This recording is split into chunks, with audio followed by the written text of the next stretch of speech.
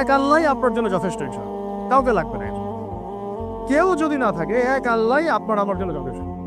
এটা কি বিশ্বাস করেন? কি এই আল্লাহ পাকই আমাদেরকে বাঁচিয়ে রাখছেন, আল্লাহ পাকের হাতেই আমাদের জীবন, আল্লাহ পাকই আমাদেরকে খাওয়ান। আল্লাহ থাকলে কিচ্ছু লাগে না।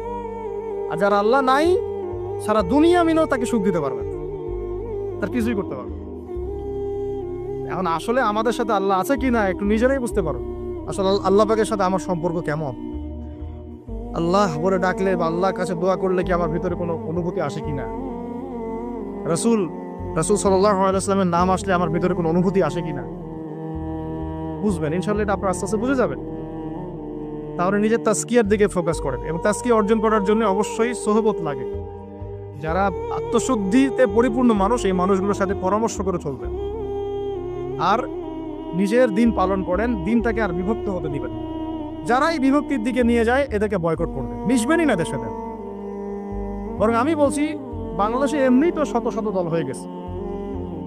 এখন আপনি নিউট্রাল থাকবেন, নিজেকে বায়াসড করবেন না, নিউট্রাল থাকবেন। নিউট্রাল মানে নিরপেক্ষ। নিরপেক্ষ থেকে আপনি দেখবেন যে আসলে কার মধ্যে হকটা বেশি আছে।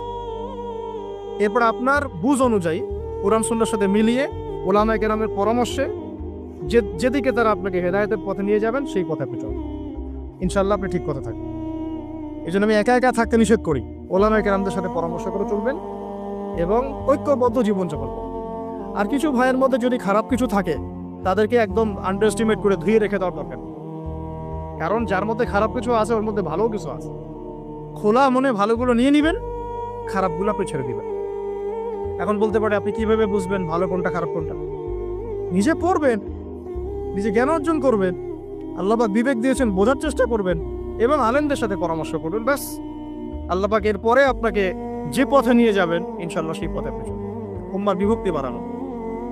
এরপরে যখন অর্থনীতির মধ্যে ঢুকবেন, ব্যবসা বাণিজ্য, রিজিক, চাকরি বাকরি, জান চলে গেলেও হারাম খাবেন না। আল্লাহ পাক তৌফিক দান করেন, আপনাকে তৌফিক দেখ, আমাকেও তৌফিক।